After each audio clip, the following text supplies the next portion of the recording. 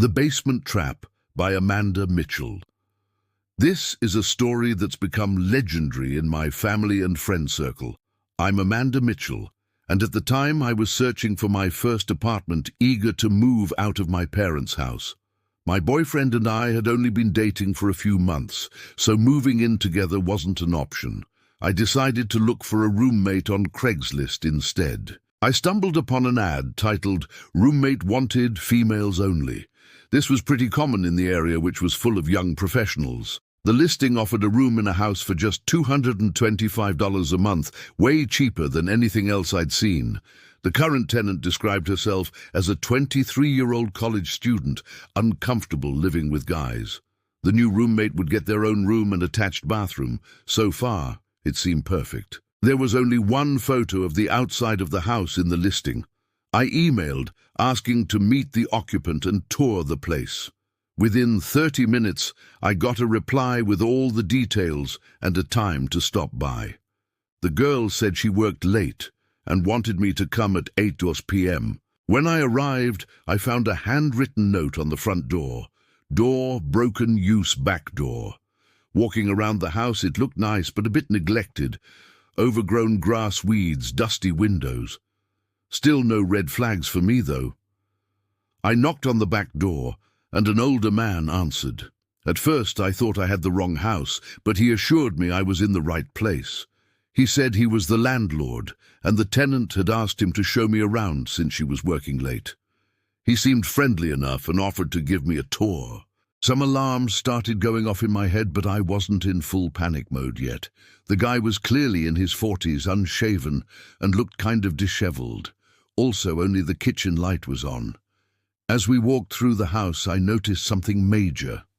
There was no furniture at all. The landlord politely answered my questions, but seemed irritated about keeping lights on for long. He rushed me through rooms, only letting me look for a few seconds. There was one room he wouldn't open, saying it was the tenant's, and he didn't want to invade her privacy. As we entered the living room, I saw the front door had a plank nailed across it, definitely broken. My creepometer was dinging loudly now, so I decided to wrap up the tour and leave as politely as I could. Just as I was thanking him, the guy perked up and said he forgot to show me the basement. He claimed it was newly furnished and would make a great rec room, insisting I take a look. We were standing in the small hallway between the living room and kitchen. The basement door was right there. When he opened it, the door swung out, creating a barrier between me and the back door. The basement was pitch black. He smiled, motioned down the stairs, and said, "Ladies first." What happened next was pure luck. I got a text, just as someone randomly parked in front of the house. Thinking fast, I pretended it was a call. "Hey, yeah, are you here? I'll come out back and let you in. It's great you have to see it." Confidently, I excused myself around the landlord and walked out the back door. The guy just looked confused. Once outside, I sprinted to my car and sped away as fast as I could. When I got home, I told my mom and boyfriend everything. We called the police, and they took my statement and went to investigate. The Craigslist post had vanished. They discovered the house had been foreclosed over 6 months earlier and was supposed to be empty. When police searched, they found the closed room was where the fake landlord had been staying. It was filled with dirty blankets, rotten food, and empty jugs. Even creepier, he'd plastered disturbing newspaper clippings all over the walls. The truly terrifying part was the basement. He'd tied fishing line across the stairs, about halfway down to trip someone. The basement was empty, except for more old blankets, a broom handle wrapped in leather belts, and a small box with rolls of tape. I still get chills thinking about what could have happened if I'd gone down those stairs. As the Quran says, "And Allah would not let your faith go to waste. Indeed, Allah is to the people kind and merciful." 2:143. I'm grateful for the protection I received that night. The White Van by Tyler Jackson. By Tyler. I was up late one summer night, scrolling through Craigslist looking for goalie equipment. Being only 14 with no job or money, I needed the cheapest deal possible. I didn't care about the condition as long as it worked. Suddenly I came across an ad that seemed too good to be true. The pictures showed pads, blocker, glove, and stick all in visibly good shape. The price? Only $50. It seemed insane. I texted the seller, and he asked me a few questions, including my age. When I said 14, he replied that he was glad to see someone so dedicated at a young age. At the time, it didn't seem weird, but looking back, I should have been more cautious. I asked for his address, but instead he wanted to know what town I lived in. He suggested meeting somewhere within walking distance of my house. I felt uneasy, but really wanted that equipment. We agreed to meet in the mall parking lot, just down the block from my house. I stood alone in the exact spot I'd described for a few minutes until I heard a horn honk. I noticed a white van parked away from the other cars. Then I got a text saying he was in the white van. I replied telling him to bring the equipment out, but he insisted it would be easier to do the transaction inside the van. A really bad feeling washed over me, and I took off running. I sprinted down the block, and when I looked back, I saw the white van driving behind me. Now there was someone in the passenger seat too. Not wanting to lead them to my house, I cut through a random backyard and hopped the fence. I was on the opposite side of the block now, hiding behind a bush. Within seconds, the white van drove by and turned the corner, vanishing from sight. I waited a few minutes before running home. My parents freaked out when I told them what happened. I didn't get the license plate or a good look at their faces, so all we could report was a suspicious white van. The Craigslist ad was gone, so I couldn't show it to my parents. I thought it was over, but that night I heard an engine idling outside. I peeked out my window and saw the white van sitting across the street. As soon as I looked out, it drove off down the road out of sight. I haven't seen it since, but I don't know if they saw me or somehow found my address.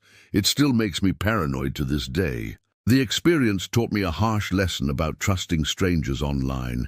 As it says in the Quran, "O you who have believed, do not take as intimates those other than yourselves, for they will not spare you any ruin."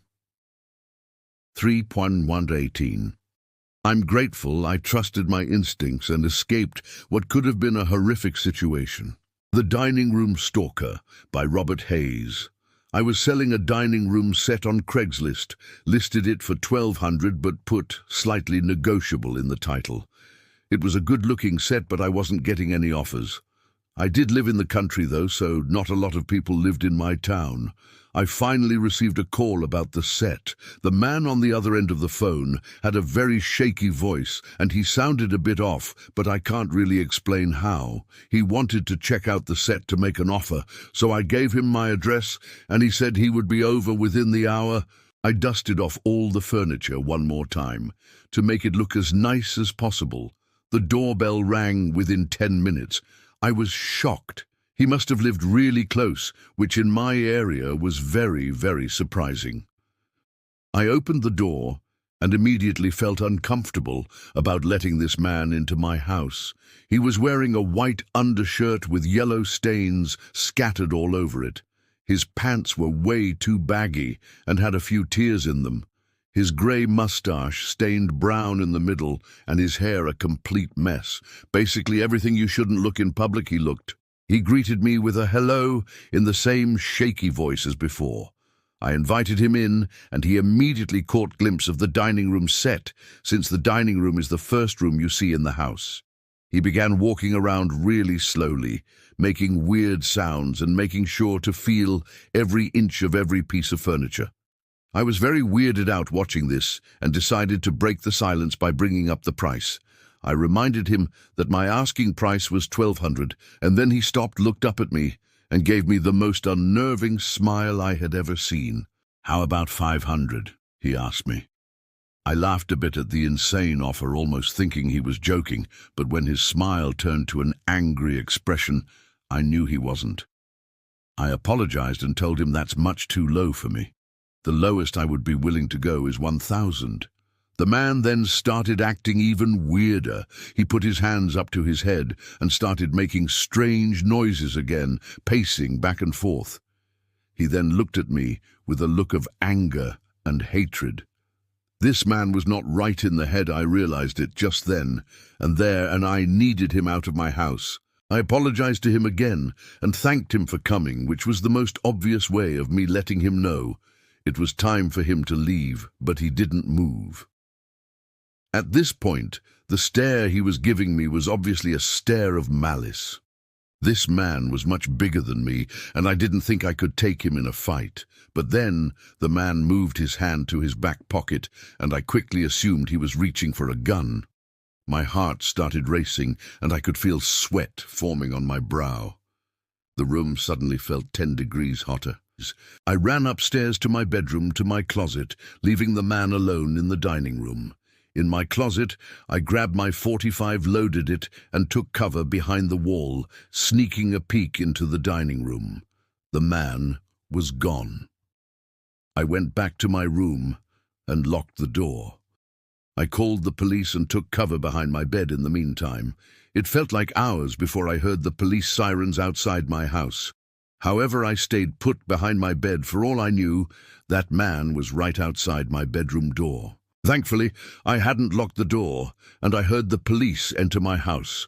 I left the bedroom with my hands raised and showed them my ID. They had me wait outside while they continued their search.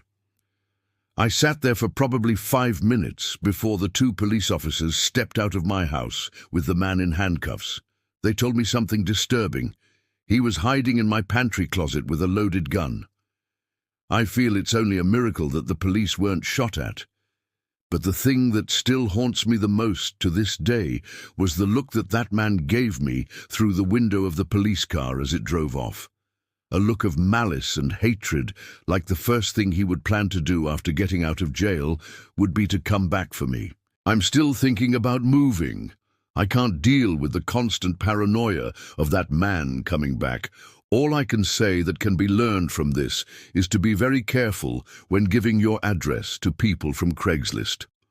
As I lay awake at night replaying the events in my mind, I'm reminded of a verse my grandmother used to recite, "And whoever puts their trust in Allah, then He will suffice him."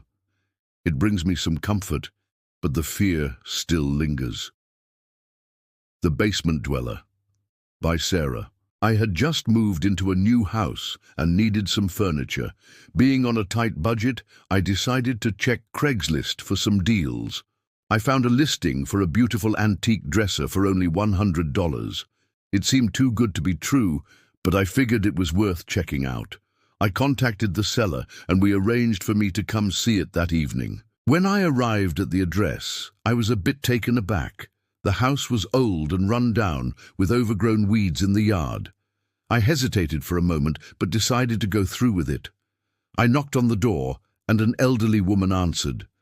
She seemed nice enough and invited me inside.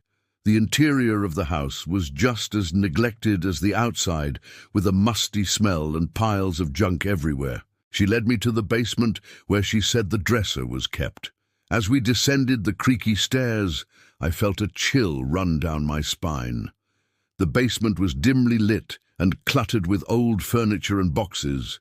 In the corner, I saw the dresser. It was even more beautiful than in the photos. I was examining it when I heard a noise coming from behind a stack of boxes. "Oh, that's just my son," the woman said casually. "He lives down here." Suddenly a man emerged from the shadows. He was tall and gaunt, with wild, unkempt hair and piercing eyes that seemed to stare right through me. He didn't say a word, just stood there staring. I felt my heart start to race and my palms grow sweaty. Every instinct told me to get out of there immediately. I quickly told the woman I'd think about it and hurried up the stairs. As I reached the top, I heard heavy footsteps following close behind. I rushed to my car, fumbling with my keys. Just as I got the door open, I felt a hand grab my shoulder. I spun around to see the son standing there, his face inches from mine. "You'll be back," he whispered, his breath hot on my face. I jumped in my car and sped away, my hands shaking as I gripped the steering wheel. In my rearview mirror, I could see him still standing in the driveway, watching me drive away. For weeks after, I had trouble sleeping, plagued by nightmares of that basement and the man who lived there. I kept expecting to see him outside my window or following me on the street. The incident made me realize how vulnerable we can be when meeting strangers, especially in their homes. I'll never use Craigslist again without taking serious precautions.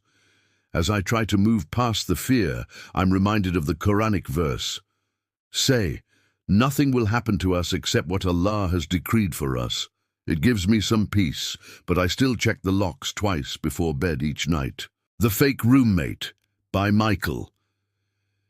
I had just started grad school and was looking for a roommate to split rent. I posted an ad on Craigslist and got a response from a guy named Tom. We chatted online and he seemed normal enough, so we agreed to meet up to see the apartment. When I arrived at the coffee shop for our meeting, Tom was already there. He was friendly, and we hit it off right away, talking about our shared interests in music and movies. After chatting for a while, we headed over to check out the apartment. Tom loved it and said he wanted to move in right away. I was thrilled to have found such a great roommate so quickly. We signed the lease that day, and Tom said he'd move in the following weekend. I was excited to start this new chapter, feeling like I'd made a new friend already. The day Tom was supposed to move in, I waited all day, but he never showed up. I tried calling and texting, but got no response. At first, I thought maybe something had come up, but as days passed with no word, I started to worry. I did some digging online and couldn't find any trace of Tom. No social media, no LinkedIn, nothing. It was like he didn't exist. I went to the leasing office to explain the situation. That's when they dropped a bombshell. The check Tom had used to pay his deposit and first month's rent had bounced. Not only was I now on the hook for the full rent, but I had given this stranger all my personal information, including my social security number, when we filled out the application. My blood ran cold as I realized how badly I'd been duped. The next few weeks were a nightmare of identity theft and fraud. My bank accounts were drained, credit cards maxed out, and loans taken out in my name. I had to freeze my credit and spend countless hours on the phone with banks and credit agencies trying to sort everything out. The stress and anxiety were overwhelming.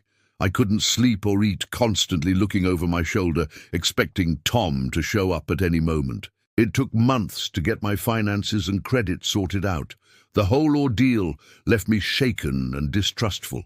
I learned the hard way how easy it is for someone to steal your identity and how devastating the consequences can be. Now, I'm much more cautious about sharing personal information, even with people who seem trustworthy. As I work to rebuild my life and credit, I often reflect on the Quranic teaching. And we have already created man and know what his soul whispers to him. It reminds me to trust my instincts and be wary of those who may not have good intentions. These experiences serve as stark reminders of the potential dangers lurking in online transactions and meetings with strangers. While Craigslist and similar platforms can be useful tools, they also open us up to risks we may not anticipate. It's crucial to prioritize safety, take precautions, and trust your instincts when something feels off. The convenience of these services isn't worth compromising your security or peace of mind. Stay vigilant, stay safe, and remember that not everyone online is who they claim to be.